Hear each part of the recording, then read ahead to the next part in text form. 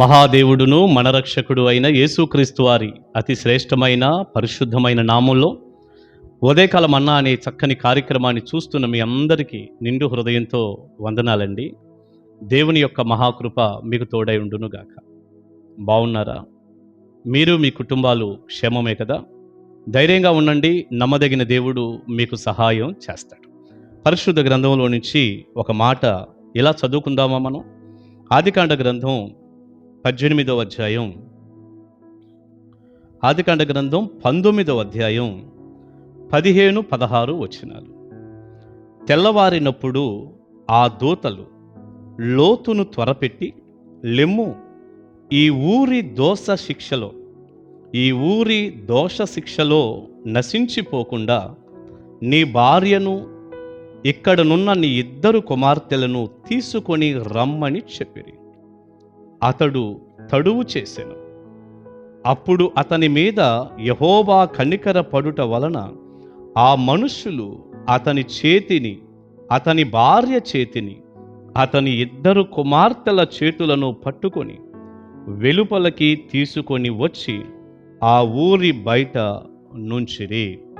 ప్రియులారి, చదువుకున్నటువంటి వాక్య భాగంలో సొదొమ గొమొర్రా పట్టణాలు నాశనం అవుతూ ఉన్నప్పుడు దేవుడు అగ్ని గంధకాలు కురిపించి ఆ పట్టణాలను బూడిద చేశాడు అని మనం నిన్నటి మన్నాలో చూసాం కదా.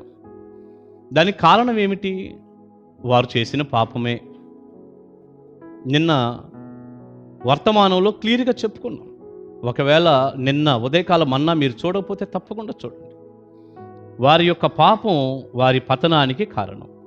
కానీ లోతు కుటుంబాన్ని దేవుడు తప్పించాడు. దేవుడే తప్పించాడు.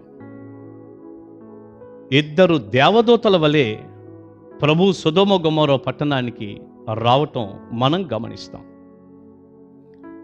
ప్రియులారా, వచ్చినటువంటి ఆ దేవదూతలు లోతు కుటుంబాన్ని బయటికి తీసుకొచ్చారు.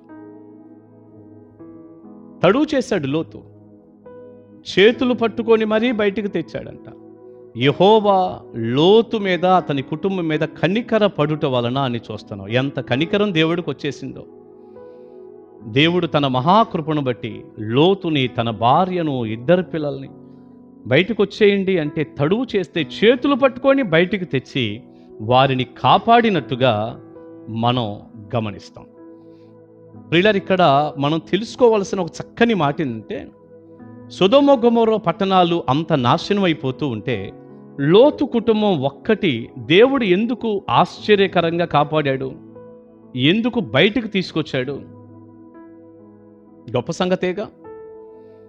ఎందుకు అలా తీసుకొచ్చాడయ్యా అంటే, అబ్రహాము చేసినటువంటి విజ్ఞాపన, లోతు కుటుంబం కాపాడబడటం వెనక, ఆ నాశనం అయిపోయే పట్టణంలో నుంచి బయటికి రావటం వెనక అబ్రహాము చేసినటువంటి విజ్ఞాపన అక్కడ ఉంది. మీరు 18వ అధ్యాయం 20వ వచనం నుంచి 33వ వచనం వరకు ఉన్న ఆ పారాగ్రాఫ్ మీరు చదవండి. ఆ టాపిక్ మీరు చూస్తే మీకు అర్థమవుతుంది. సొదొమ గొమొర్రా పట్టణాలు నాశనం అవుతున్నాయి, నేను నాశనం చేయబోతున్నాను అని ప్రభు చెప్పినప్పుడు అబ్రహాము ఒక చక్కని విజ్ఞాపన చేశాడు. అయ్యా, అక్కడ 50 మంది నీతిమంతులుంటే పట్టణాన్ని కాపాడవా అంటూ చివరికి 10 మంది నీతిమంతులుంటే కాపాడవా అన్నదాకా లోతును బట్టి, లోతు కుటుంబాన్ని దృష్టిలో పెట్టుకొని ఒక విజ్ఞాపన అబ్రహాము చేశాడు. ఆ విజ్ఞాపన ఫలితమే లోతు కుటుంబం కాపాడబడటానికి గల కారణం. తర్వాత వెనక్కి తిరిగి చూసి లోతు భార్య నష్టపోయిందనుకోండి, అది వేరే విషయం. లోతు కుటుంబం ఆ అగ్నిలో కాలిపోకుండా బయటికి రావటానికి గల కారణం అబ్రహాము చేసిన విజ్ఞాపన.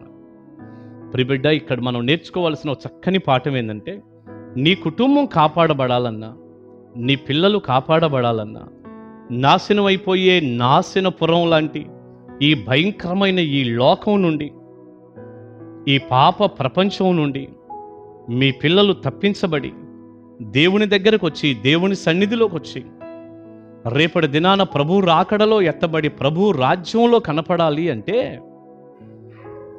విజ్ఞాపన చేసే ఒక వ్యక్తి కావాలి.